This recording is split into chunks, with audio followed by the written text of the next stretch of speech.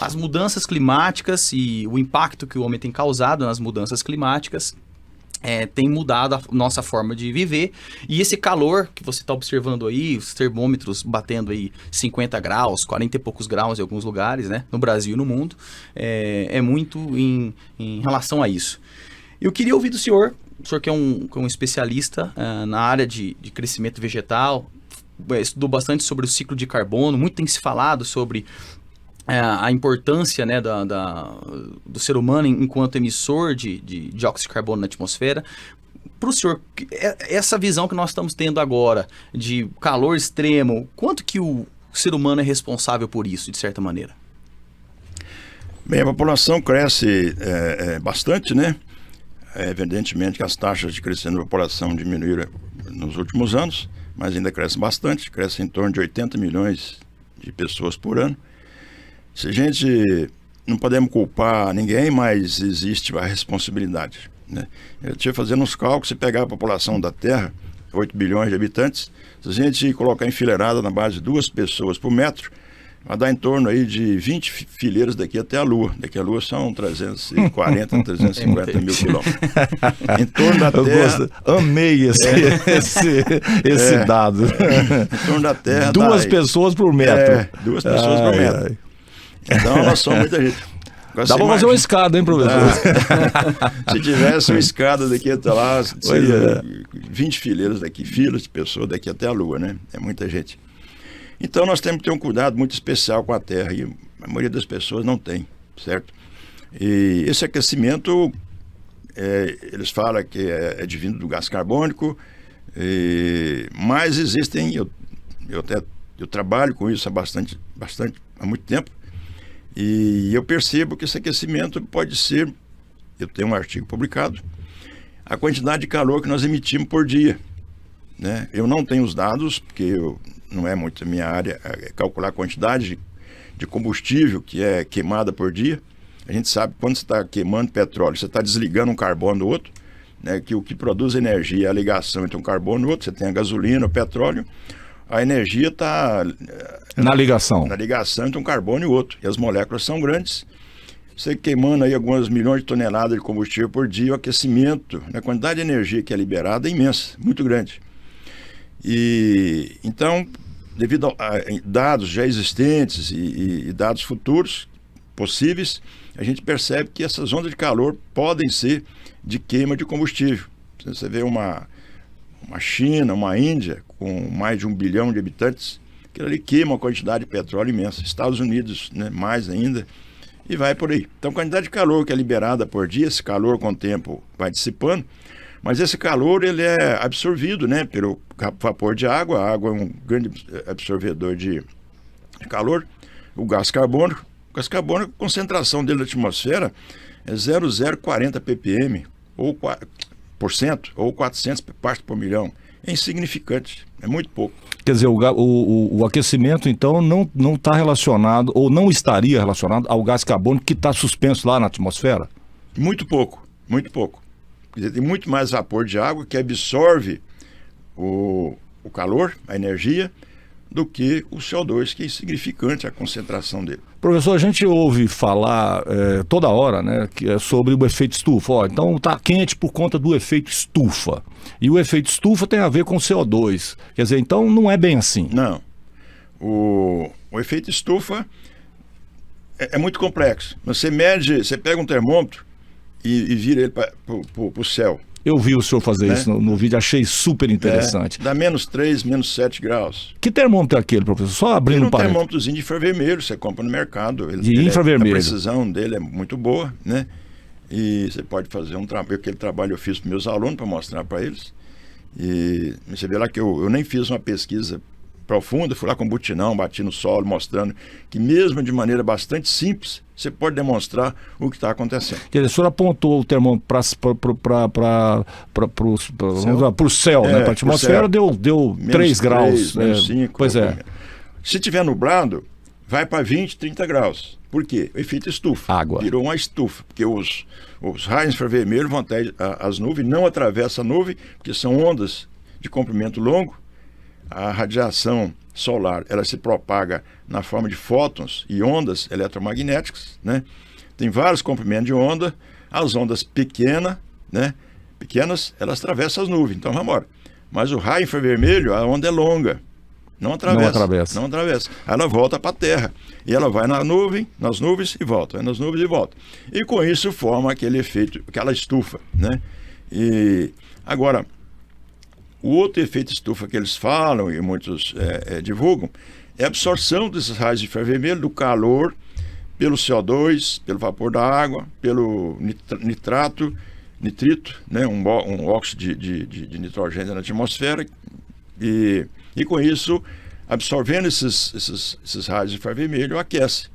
Mas esses raios, quando não tem nuvens, vão dissipando rapidamente para o espaço, para fora da Terra, né? Então, é muito complexo, né? Você identificar um fator que realmente está elevando a temperatura da Terra. Só desenvolver um raciocínio aqui só para o senhor entender como a gente é afetado por isso. Então vamos lá, tem um buraco na camada de ozônio. Aí a radiação solar, não sei que tipo de radiação, se é radiação X, se é, enfim, não sei, gama, não sei, mas quando essa camada de ozônio ela fica rarefeita, né, provavelmente é isso que eles chamam de buraco, passa mais radiação. Essa radiação, ela atinge o solo, provoca calor lá. Pelo que eu entendi do vídeo do senhor, não é... o sol não emite calor, ele emite radiação. Fótons de luz. Ou quanta de luz. Exato. É como os pacotinhos de energia.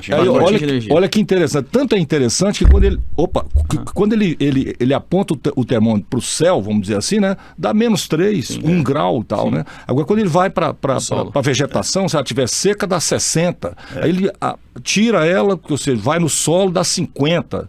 E isso prova que não é os fótons vão provocar aquele calor lá. Eles vão ser absorvidos pelas plantas, né, pelo solo, e aí sim. Aí está gerando calor. Ok, então por que esse buraco lá? Isso tem a ver com o quê? Com essa camada? Ela ir ficando rarefeita. Eu até acrescentaria, viu? Desculpa. E quando a gente fala buraco lá, existe de fato um buraco?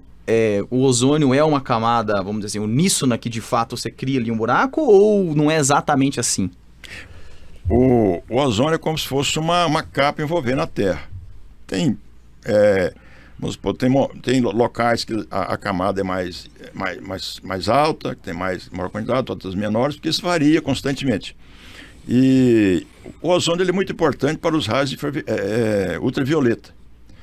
Então, os raios ultravioletas são prejudiciais à saúde humana, porque ele atravessa a pele. É comprimento de onda pequeno, de alta energia, como os raios gama, que teve aqui em Goiânia, né? Pelo Césio. Então, aqueles raios, comprimento de onda altamente energético, os quantum de luz. Então, ele atravessa a pele e vai danificar o DNA lá dentro do organismo. O raio infravermelho, não. Ele atinge a pele e ele transforma em calor e pode queimar, né? Você vai na praia, você vai queimar, mas ele não vai lá dentro prejudicar da pele do organismo, prejudicar o DNA nem nada, ele apenas aquece. Então o ozônio ele serve para evitar a penetração desses raios ultravioleta, que são prejudiciais à nossa saúde. Eles não têm nada a ver com o aquecimento global. Entendi, quer dizer, esse ozônio, essa variação que o Cássio citou, em alguns lugares, tal, mas ela é provocada pela ação humana? Quando, por exemplo, eles falam que tem um buraco lá na camada de ozônio, foi o homem que provocou isso? Atividade industrial, alguma coisa? É muito controvertido, porque existe também uma política econômica de recursos, algumas empresas que antigamente produziam equipamentos, geladeiras e artigos de refrigeração com gás CFC, né? CFC. Uhum. E aquele gás, ele reage, uma reação química e provoca esses buracos. Ele reage com o ozônio? Com o ozônio, né? E com isso provoca esses buracos na atmosfera. E com isso os raios ultravioleta penetram. E isso pode causar prejuízo às pessoas. Essa é a hipótese, né? É. A hipótese. Você vê que isso tudo aí é baseado em hipóteses, o que possivelmente pode acontecer, que é muito difícil medir e quantificar, porque isso muda de uma hora para outra, muda muito rapidamente. Entendi. Certo? Quer dizer, então eles fazem uma média. dizer que o gás aqui que está sendo usado em refrigeração, esse CFC, vai eles fazer... mudaram, né? Eles não, parece que agora é amônia, se não me engano. Sim, mas assim, dizer que esse gás ele vai para a atmosfera e lá ele concentra num determinado lugar, capaz de reagir com o ozônio e fazer um buraco, é meio complicado, né? É complicado. Mesmo que em laboratório, quando o ozônio, na presença desse gás, ele dissipa ou ele é quebrado e tal, mesmo que em laboratório seja assim, lá na atmosfera ninguém pode afirmar que ele provocou todo aquele buraco, aquele espaço vazio ali que os raios ultravioletas penetrarão, né? Então, os raios ultravioletas têm comprimento de onda pequeno, alta energia, e então eles atravessam mesmo, né? Mas eles são interceptados na atmosfera, na camada mais alta da atmosfera, e não chega até a superfície do Sol. Professor, senão seria muito prejudicial à nossa saúde. Uma outra curiosidade que eu tenho é o seguinte, o senhor disse, camada de ozônio é como se fosse uma película, né, uma capa envolvendo a Terra, envolvendo o planeta. A gente sabe de onde veio isso? E primeira pergunta. Segunda pergunta, ela é renovável, assim, de algum motivo ou não? Sim, a tendência é renovar, né? E esse ozônio viria de onde? Esse ozônio é a reação de oxigênio, né? São 3 átomos de oxigênio que é formado, e ele tem esta altura na atmosfera que ele fica, devido às propriedades dele. Entendi. Né? Quer dizer... E ele parece que tudo é feito de uma maneira muito espetacular pela natureza, nos protegendo aqui na Terra. Ou seja, esse é um gás que quando ele é formado, a estrutura molecular dele leva ele para essa altitude e ele fica lá. Fica lá parado. Fica lá parado, não. Ele está em constante movimento, mas ele está naquela posição de altura. Naquela posição lá de altura. E ao acontecer isso, na verdade, ele está nos protegendo da radiação ultravioleta. A natureza é a nosso favor, ela faz tudo para nos proteger. Nós destruímos ela, tentamos destruir, mas ela está sempre nos protegendo